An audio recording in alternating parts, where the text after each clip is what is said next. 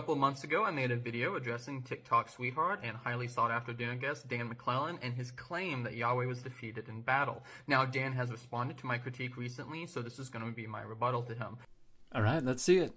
In light of this clip, I do feel I was justified for making my accusation, as Dan sets up a series of logical steps for the viewer to follow, which does display this type of reasoning that I was critiquing. He says, well, in ancient warfare, it wasn't just the armies, it was the gods fighting. So I absolutely did not say in ancient warfare. I referred to the concept of divine warfare, which is a specific conceptual framework that accounts for how they rationalized their deities going to battle on their behalf.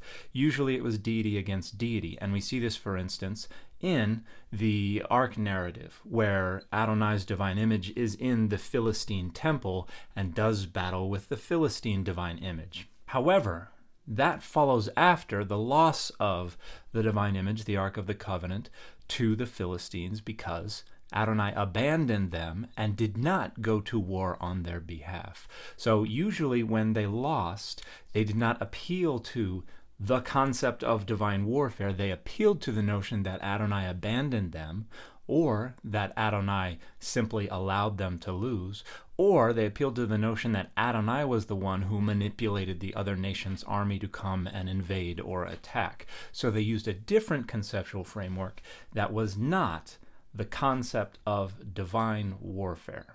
In 1 Samuel 24:10, when David comes upon Saul sleeping and has the chance to kill him, David, his men, and Saul all refer to the fact that Saul had been delivered into David's hand, despite the fact that David doesn't kill him. In fact, David says he would not bring his hand against him. So in this, there is the idea that Saul was in David's hand, because in that time, David had all the power. He was in control. Saul was helpless, yet Saul was not defeated in that moment. So now the argument is that the parallel between David and Saul and the coalition and Moab illustrates the same sense of someone being delivered into someone else's hand, even though they ultimately get away. Now, here's the reason this falls to pieces. In the situation with David and Saul, David comes upon Saul while Saul is asleep. David has complete and unilateral control and power over Saul, who is not even conscious, doesn't even know he's there. And David chooses, entirely based on his own agency, to allow Saul to get away. That is not the same thing as what happens with the coalition and Moab. At no point whatsoever in the narrative does the coalition have complete and unilateral power and control over the king, nor do they, based on their own agency, choose to let him go. The battle is still ongoing. The narrative describes it as going their way. Looks like they are going to win the battle until the intervention of the Moabite patron deity Kemosh. These are not parallel stories. These are not parallel uses of someone being delivered into someone else's hand who ultimately gets away. The battle was still ongoing. They had not yet had Moab delivered into their hand. So Dan says, well, yeah, all those other sections are explicit and this isn't. Okay, so now we just come back to this it's not explicit argument. It doesn't explicitly say Chemosh's wrath either. In fact, Chemosh is never explicitly mentioned in the text. This is what I mentioned earlier when I said that Dan switches his criteria based on what interpretation is in view. So I'm not switching up any criteria whatsoever. I am being perfectly consistent, as I always have been. If we don't have an explicit identification of the source of the Ketsef, we have to go to the story and find out, in the context of the story as it stands, on its own terms, what is the most likely source of the Ketsef. And because in battle people offer sacrifices in order to catalyze the intervention of their patron deity, the most likely source of the Ketsef that drives off the invading force is the target of the human sacrifice that immediately precedes the arrival of the Ketsef, and that would be Chemosh, the patron deity of the nation of Moab. Now, is Adonai the source of the Ketsef? It's possible. Lots of things are possible. Does that make sense of the story as it stands? No. Which is why every last argument for how it could be Adonai whose Ketsef is in view requires ginning up scenarios that are not in evidence and using them as leverage to overcome the very plain and simple sense of the text. So next, Dan critiques a possible explanation for why Yahweh's wrath might be coming against Israel that I mentioned in my video, which is that it violated the rules of warfare mentioned in Deuteronomy 20. So verses 15 through 18 are clarifying remarks which say, hey, that thing I just said about letting them live, that only goes for certain cities. If you look at verse 19, which contains the prohibitions against felling food trees, it says, when you besiege a city for a long time, making war against it in order to take it, you shall not destroy its trees by wielding an axe against them. You may eat from them, but you shall not cut them down. Are the trees in the field human, that they should be besieged by you? So the reason for not chopping down the trees is not, hey, you need to eat those later. It's this idea of, hey, why should they be destroyed by you? They aren't human. What have they done for you? You don't have the rights over them. That's the rhetoric that's here.